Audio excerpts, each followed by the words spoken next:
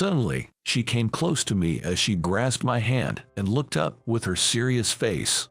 I was held captive by her tearful eyes. And then, with resolve, I opened my mouth to speak. When she heard my words, she rubbed up against me. Her face was so adorable, I knew I would never forget her at this moment. There was a girl at my school, feared by everyone and the most beautiful bad girl.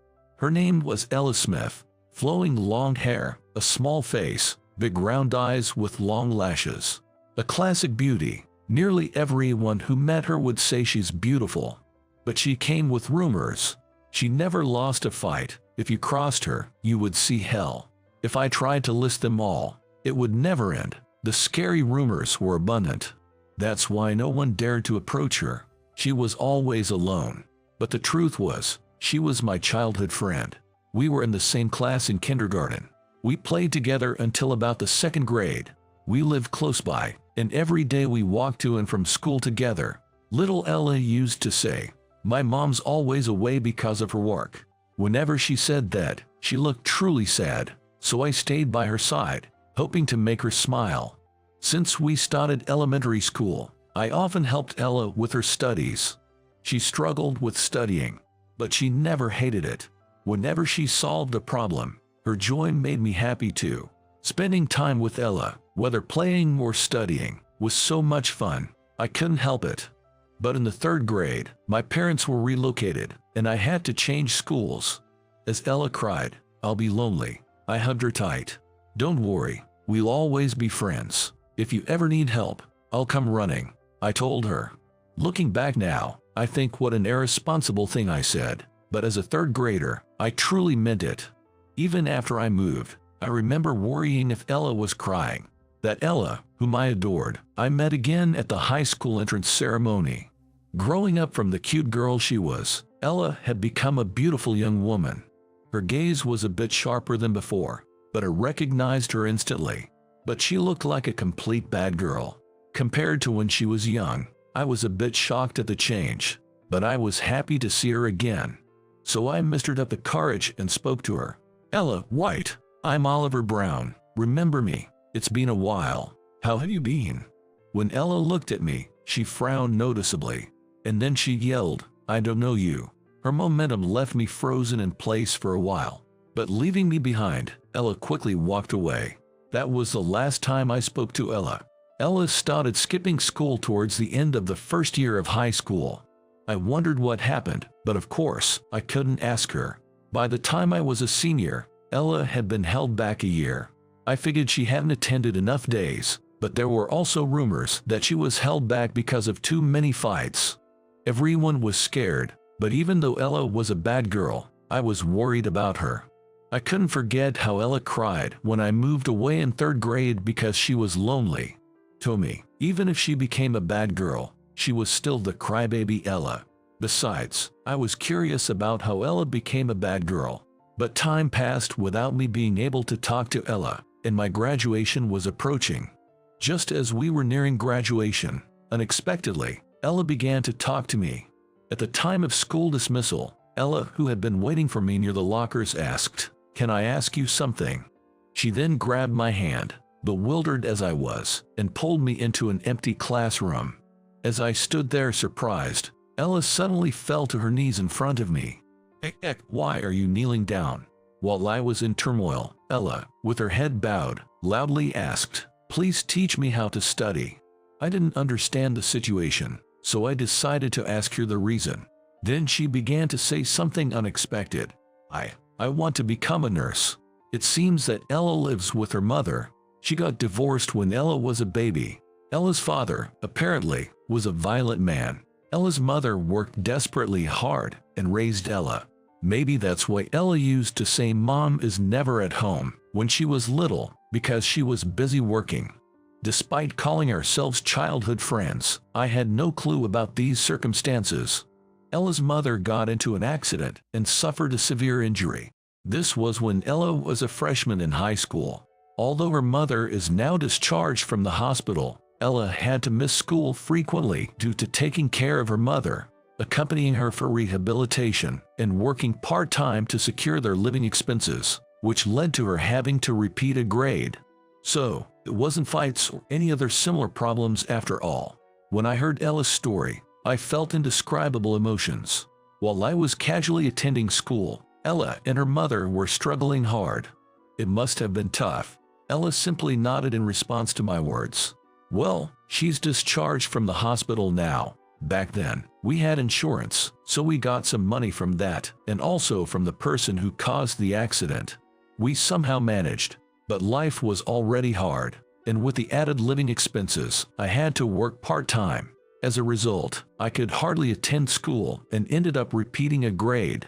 How is your mom doing now? Upon my question, Ella's face brightened. Yeah, she's doing great now. She worked hard at her rehabilitation. Her injury was severe, so she can't push herself too much, but she found a job at a call center where she can work sitting down. So, I quit my daytime job and have been able to go to school. Ella started to think about her future now that she was able to go to school.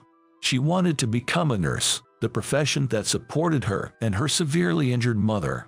Do you think it's impossible for someone like me to aim to be a nurse?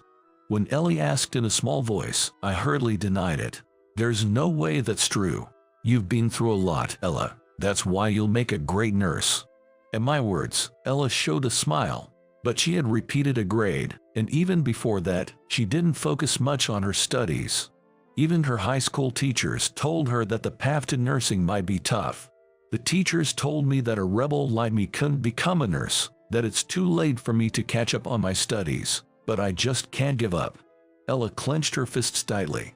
Being dismissed by her high school teachers for being a rebel and told her dream was impossible must have hurt.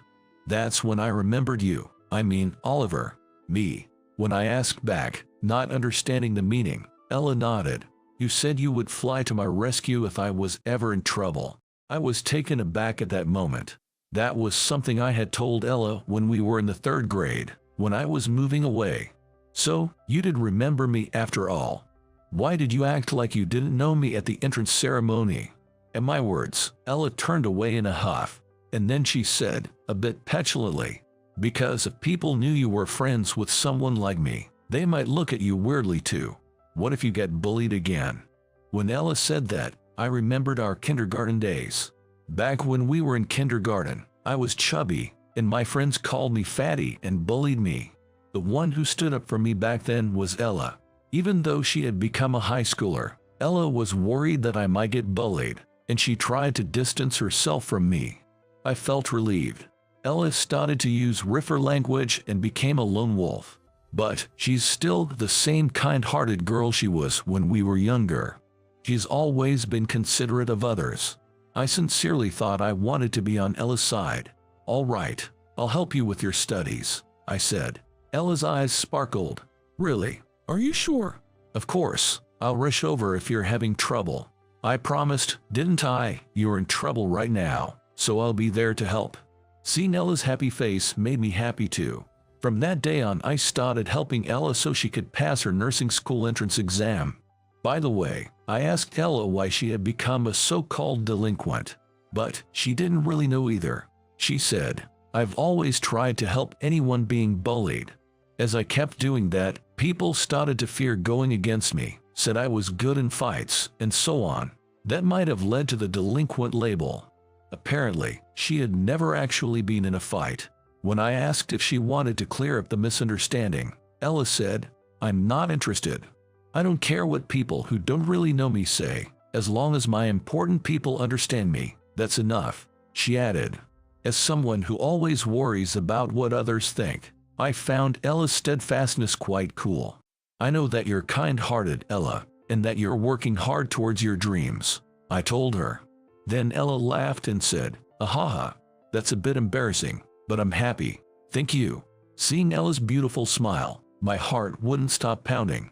And at that moment, I realized that my feelings for Ella were romantic. Most of the time, Ella and I studied in my room. Ella seemed reluctant to go to places like coffee shops because it cost money, and since I was living alone after graduating from college, my place was just right. Ella's progress in her studies was indeed a bit slower than her peers, but she didn't hate studying, so she absorbed everything like a sponge when I taught her. I could tell that she was studying hard even on days when she didn't meet me and carefully revising the part she got wrong. Watching Ella focus on her studies reminded me of the old days when I used to teach her. She was still in elementary school then, but even at that time, Ella seemed to enjoy learning from me. I enjoyed teaching Ella, and I started to feel comfortable spending time with her. One day, Ella texted me, "I'll be late due to committee work." We were supposed to study at my house that evening. It was the start of winter, and it was getting dark early, so I decided to pick Ella from school. As an alumnus, I was allowed to enter the school building with a visitor's pass. When I peeped into her class that I heard about every day, I found Ella there, but she wasn't doing any committee work. She was alone in the empty classroom, wiping down desks. She was diligently erasing graffiti from a desk. When I took a closer look at the desk, I saw it had words like delinquent, dumb, and old woman written on it. I instantly thought, this is bullying, and I felt a surge of anger. I then confronted her. Ella was surprised at my sudden appearance. Why are you here? That doesn't matter now. That's bullying, right? Ella glanced down at the desk and said nonchalantly, I don't know, maybe. Are you being bullied by someone? Do you know who it is? I'll catch them for you. At my fury, Ella smiled. What's so funny? Well, you used to be the one I saved from bullies. You've become strong, she said. I was embarrassed when she spoke to me like a mother, but it was true, so there was nothing I could do about it. Times have changed. You can at least stand up to bullies now. You probably just want to mock me because I, a former delinquent, have started to study all of a sudden. With college entrance exams approaching, you must be stressed out, aren't you? With a detached air, Ella said that, there's no way we can let things continue like this. I've already talked to the teacher. If it's affecting your studies, we'll take measures, but for now, let's leave it to the teacher. Wasting time on a witch hunt is pointless. Instead, I'll focus on my studies. I'm behind everyone else, so every second is precious to me. After hearing these words, I calmed down. It was wrong for me to be this fired up when the actual victim, Ella, was so calm. Ella didn't care about the bullying. She was totally focused on her dream. I admired her for being so cool. And I realized at that moment, yes, I really liked her. The only thing I could do for the girl, it was helping her study for the exams. Ella and I crammed together for the upcoming entrance exams. She got accepted into her school of choice. On the day we found out about her acceptance, she came to my house. I already knew about her acceptance from a phone call beforehand, so I had prepared a meal and a cake to celebrate. When I opened the front door, she came right up to me and said, "Tell me that you love me." I didn't know how to react when the girl I liked suddenly approached me and said that. As I hesitated, she grabbed my arm, looked up at me seriously. I could tell that despite her strong gaze, she was somewhere nervous. Looking into her eyes, I made up my mind. I gently untangled her hand from my arm, held both of her hands tightly, and said, "I love you, Ella. I love your kindness, your dedication to your dreams, and your hard work. I want to be with you, not as a friend or childhood friend, but as a boyfriend." Without saying a word, Ella hugged me and rubbed her head against me. Whether she was moved or hiding her embarrassment, I wasn't sure, but it was a very adorable gesture. From that day, Ella and I became a couple. Later on, I found out that Ella knew I liked her. She said she could tell because sometimes there was a certain warmth in my eyes when I looked at her. It was so obvious by the way you looked at me that you liked me. It was crystal clear. I felt embarrassed when she told me that, but it was true, so there was nothing I could do to deny it. Ella had the same feelings, but she had decided to focus on the exams until they were over. It was just like her, and when I heard that, I fell in love with her all over again. Now we are parents of 2 kids. Ella, with no traces of her delinquent past, is a kind and caring nurse and a mother. We live with Ella's mother, so we're a family of 5. Every day is lively and happy. How was that? Subscribing to our channel will be a great motivation for us. See you in the next video.